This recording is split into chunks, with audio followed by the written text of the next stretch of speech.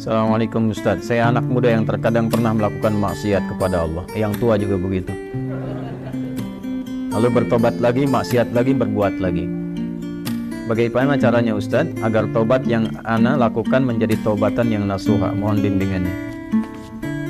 Quran surah keempat ayat 17. Bismillahirrahmanirrahim. Innamat taubatu 'ala Allahi lilladzina ya'maluna as-su'a bijahalatin thumma yatubuna min qarib. Faulaika yatubullahu 'alaihim wa kana Allahu 'aliman hakima.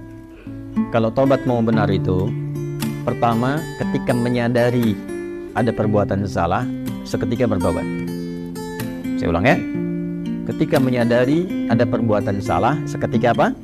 Bertobat. Karena kesadaran tentang kesalahan itu bagian dari kasih sayang Allah yang mengantarkan seorang hamba pelaku maksiat untuk bertobat. Jadi sadar itu pengantar tobat. Pahami itu dulu ya. Pahami. Dan biasanya saking sayangnya Allah, orang yang pertama kali melakukan salah itu langsung diberikan getaran pada jiwanya untuk merasakan kesalahan itu dan menilai bahwa itu salah.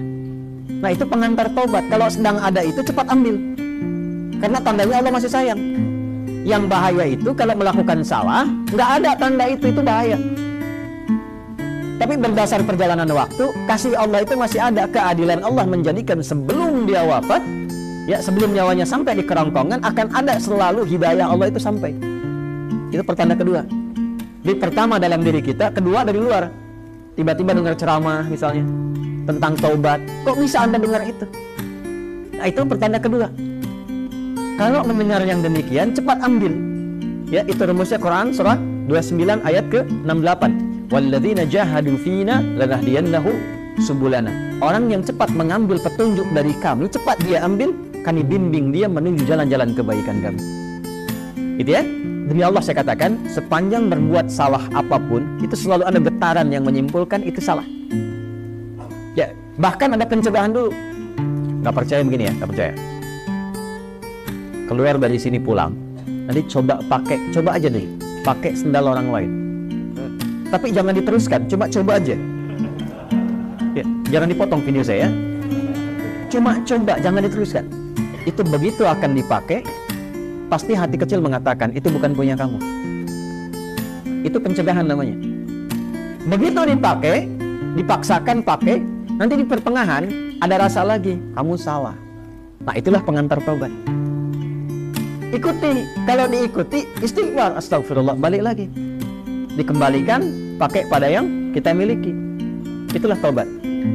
Ya, jadi itu rumus pertama. Kalau sudah ada rumus pertama itu, istighfari dulu, sesali, dan minta petunjuk pada Allah untuk dikuatkan bertahan dalam jalan taubat itu.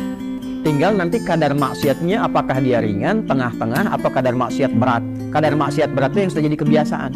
Biasanya pada yang terakhir ini, mohon maaf, tidak seketika biasanya. Kecuali ada kejadian besar yang membuat dia bisa meninggalkan itu sama sekali. Ibunya diselang nafas yang terakhirnya. Nah, ibu sering mengingatkan kamu dalam keadaan sehat. Sekarang menjelang kematian pun yang ibu rasakan, ibu ingatkan lagi. Apakah dalam keadaan ibu yang sudah sekarat ini mengingatkan kamu belum mau tobat juga? Maka dengan keadaan apa lagi mesti ibu ingatkan engkau? Bisa.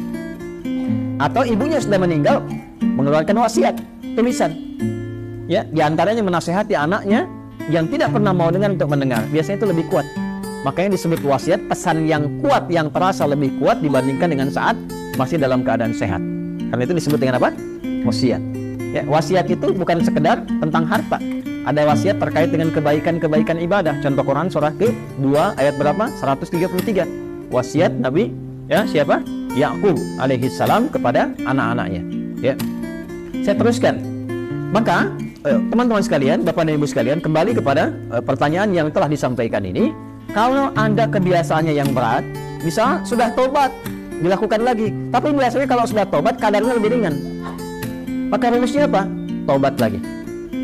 Terus tobat lagi. Terus tobat lagi sampai berusaha kita maksimal hilang kebiasaan itu, atau wafat kita dalam keadaan sedang berusaha tobat atau sedang tobat. Maka itu punya nilai di hadapan Allah Subhanahu wa taala. Yang terakhir ini yang lebih kuat, rasakan saat akan terdorong berbuat maksiat itu lagi seketika diwafatkan oleh Allah Subhanahu wa taala. Itu yang paling kuat. Misal sudah tobat pengen maksiat lagi, rasakan saat maksiat itu wafat. Itu yang paling cepat mencegah dari perbuatan buruk, sehingga insya Allah dari salah bisa berpeluang menjadi